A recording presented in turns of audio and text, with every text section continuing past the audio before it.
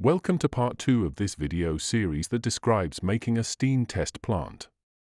Before painting the boiler, I decided to dry fit all the boiler hardware to avoid damaging the paintwork later. There were a number of boiler fittings that needed to be made so that the hardware could be installed on the boiler. This clip shows installing the boiler blowdown into a reducing bush that I had made from a piece of brass hex bar. Hardware, such as valves, the check valve, sight glass, and safety valve came from Blackgates Engineering. I'll put a link to Blackgates' website in the description below.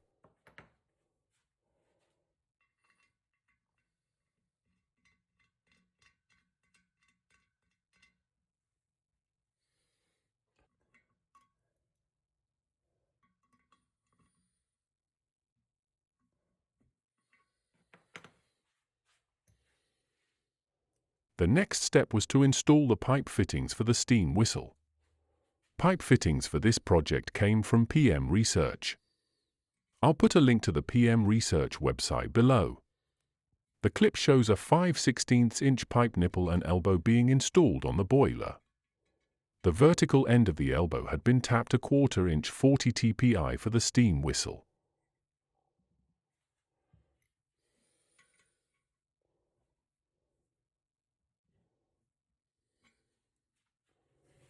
This clip shows the pipe fittings for the safety valve being installed on the boiler. The pipe fittings are the same as those for the steam whistle and came from PM Research. The safety valve came from Blackgates and is set to 80 psig.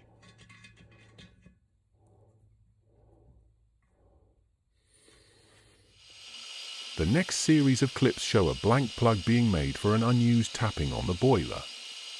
I started by facing off a piece of brass hex bar and turning it down to 5/16" diameter.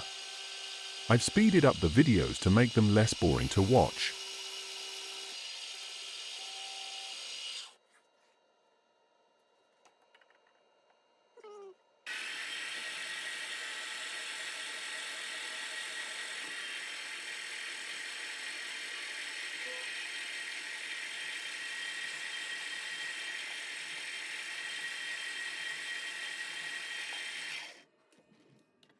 I threaded the blank 5/16" 27 TPI, which is the same size of the threads in the boiler bushing.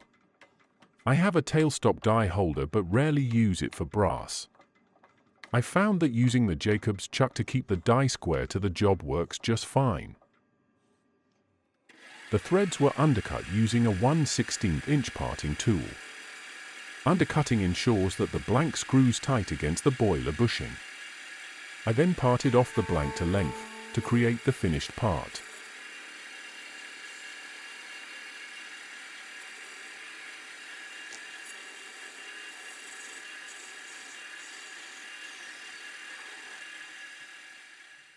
Before installing any of the hardware on the boiler, I used a tap to clean out the threads on the boiler bushings. Here's the finished blank being installed on the boiler. I used copper washers on all the hardware installed.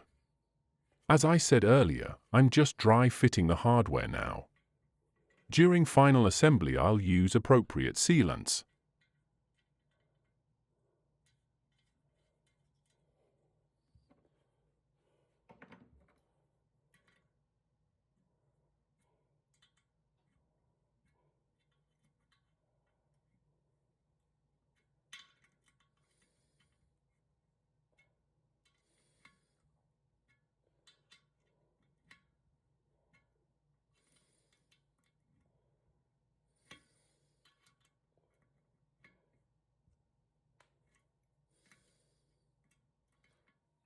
I used the same method to make many of the adapters for the boiler. The only variables were the size of the threads and whether they were male or female. This clip shows an adapter for the main steam valve which has a 5/16" 27 TPI male thread and a 3/8" 32 TPI female thread.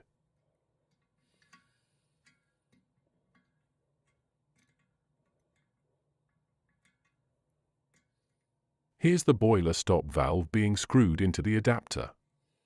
I plan on using 1/4 inch copper tube throughout the steam plant, so this valve has a 1/4 inch nut and union cone.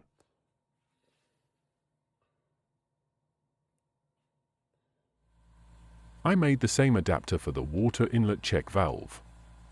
This clip shows the check valve being installed on the boiler.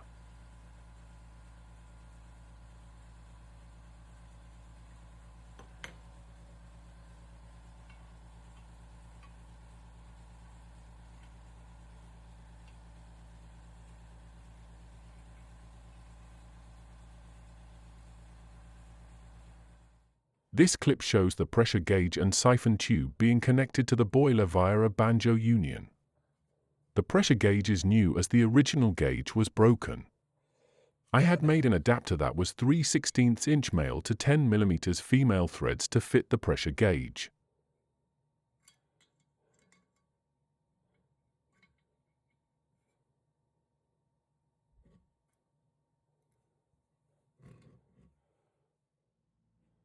I made adapters and fitted the level glass hardware. I'm not entirely happy with this setup, so I may modify the sight glass assembly. This will require drilling and threading the boiler bushes. The clip shows various parts mounted on the boiler. First, there's the safety valve at the top of the boiler and then the water inlet check valve at the bottom of the boiler. Next, there's the blow-down valve at the bottom of the boiler.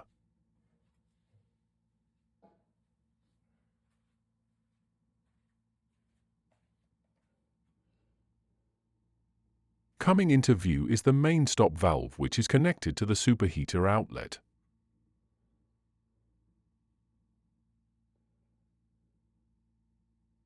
Next, the level glass fittings, pressure gauge and siphon, and steam whistle come into view. Last, there's the blanking plug.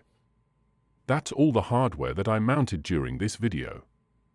I'll be removing everything this week so I can prepare the boiler for painting. So, that's part 2 of building a steam test plant.